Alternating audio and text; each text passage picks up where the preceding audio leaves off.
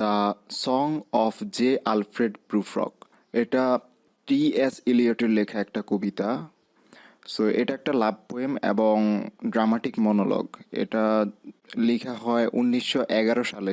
সেই সময় সোশ্যাল যে কন্ডিশন ছিল সেটাকে এই কবিতাটির মাধ্যমে হাইলাইট করা হয়। আর এখানে মূলত কবি তার কবিতার মাধ্যমে বিভিন্ন পোয়েটিক টেকনিক ইউজ করেছেন।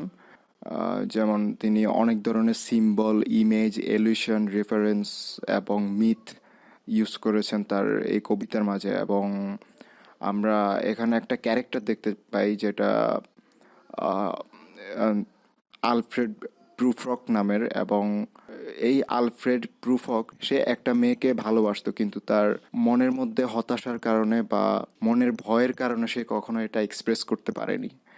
এবং এই যে হতাশা বা ডিপ্রেশন, এই সব ফিচারগুলা হচ্ছে মডার্ন এইজের কিছু বৈশিষ্ট্য। আর এই মডার্ন এইজের মানুষগুলো সবসময় এমন হতাশা এবং ইনডিসিশনে ভুগত সবসময়। আর এই সব বৈশিষ্ট্যকেই এই কবি টি.এস. ইলিয়ট তার এই কবিতার মাধ্যমে প্রুফক ক্যারেক্টারের মাধ্যমে হাইলাইট করেছেন। সো আমরা টি.এস. ইলিয়ট সম্পর্কে কিছু আলোচনা করব। T S. Eliot was a famous poet, literary critic and playwright. So T S. Eliot হচ্ছে একজন বিখ্যাত কবি, সাহিত্য সমালোচক, এমনকি একজন নাট্যকার। He was a pioneers of modernism এবং তিনি মডার্ন এইজের একজন অগ্রদূত হিসেবে তাকে বিবেচনা করা হয়। T S. Eliot brought revolutionary change in the modern English literature এবং তিনি এই মডার্ন ইংলিশ সাহিত্যের মধ্যে তিনি একটা বিপ্লব বয়ে এনেছেন এবং বৈপ্লবিক যে একটা চেঞ্জ ওটা এনেছেন। So modern poetry presents a gloomy picture of modern civilization এবং মডার্ন সভ্যতার যেই গ্লোমি পিকচার বা অন্ধকারাচ্ছন্ন যেই পিকচার, ওটা এই মডার্ন পোয়েট্রির মাধ্যমে প্রেজেন্ট করা হয়েছে। T S. Eliot has used new poetic technique in his poetry এবং টি.এস. ইলিয়ট তার পোয়েট্রির মধ্যে বিভিন্ন পোয়েটিক টেকনিক ইউজ করত। He has used symbol, images, illusions, reference, myth in his writings. তো তিনি তার রাইটিংয়ের মধ্যে বিভিন্ন সিম্বল, ইমেজ, ইলুশন এবং বিভিন্ন রেফারেন্স, মিথ এসব কিছুই তার করত। তো আমরা এখন এই কবিতাটির সামারি হ্যান্ডনোট দেখব। The love song of J Alfred Prufrock is a poem by T S. Eliot. তো এই পোয়েমটি love song of J Alfred Prufrock, এটা টি.এস. ইলিয়টের লেখা একটা কবিতা, রিটেন ইন 1911 এবং এটি 1911 সালে লেখা হয়। It was first published in Poetry magazine in 1915 and later Eliot published a book, Prufrock and Other Observations. এটা প্রথম প্রকাশিত হয় তার একটি ম্যাগাজিনে 1915 সালে এবং পরে ইলিয়ট তার একটি বই প্রুফরক অ্যান্ড আদার অবজারভেশনস নামের একটি বই বের করেন, সেটা 1917 সালে, with 12 poems including this one. এবং সেটাতে 12টা কবিতা ছিল এবং সেই সাথে এই কবিতাটিও সেখানে ইনক্লুড করা ছিল। The love song of J Alfred Prufrock is a dramatic monologue এবং এই কবিতাটি হচ্ছে একটি dramatic monologue. Prufrock, a narrator of the poem, is a middle aged man who always suffers from indecision. এবং প্রুফরক হচ্ছে এই কবিতার স্পিকার বা ন্যারেটর এবং সে মধ্যবয়স্ক একজন মানুষ আর সে সব সময় ইনডিসিশনে ভুগত। Eliot portrays in this poem the frustration, emptiness and conflict of modern people through Prufrock এবং এই প্রুফরক চরিত্রটির মাধ্যমে ইলিয়ট মডার্ন এজের মানুষের মধ্যে যে ফ্রাস্ট্রেশন, যে শূন্যতা, দ্বন্দ্ব, এসব কিছুই তিনি হাইলাইট করেছেন। Prufrock loves a beautiful lady but he cannot express his feelings to her.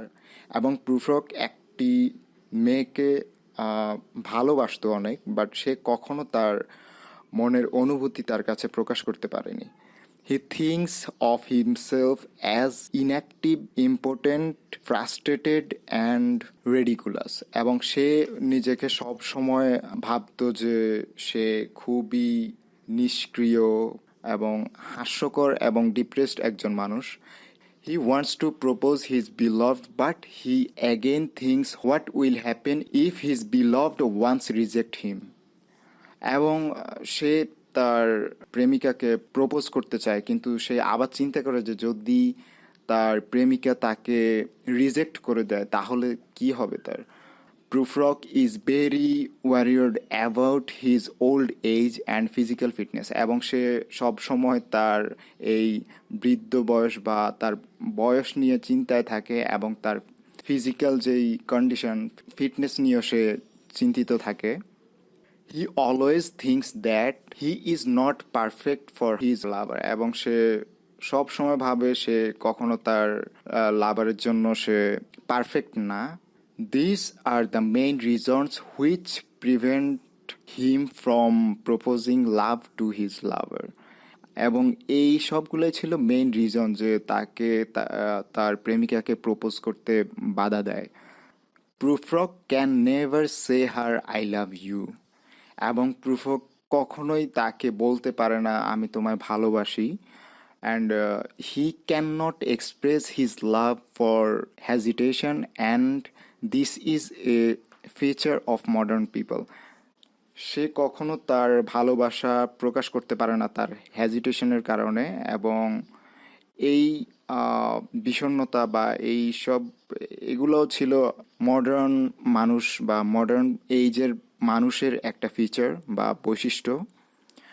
The poem expresses the frustration, despair and এমটিনেস of the modern human mind. এবং এই কবিতার মাধ্যমে এই মডার্ন মানুষের যেই মনের চিন্তাধারা বা তাদের মধ্যে সবসময় ফ্রাস্ট্রেশন, ডিপ্রেশন এবং শূন্যতা যে কাজ করে, এই সব কিছুই এই কবিতার মাধ্যমে প্রকাশ পেয়েছে.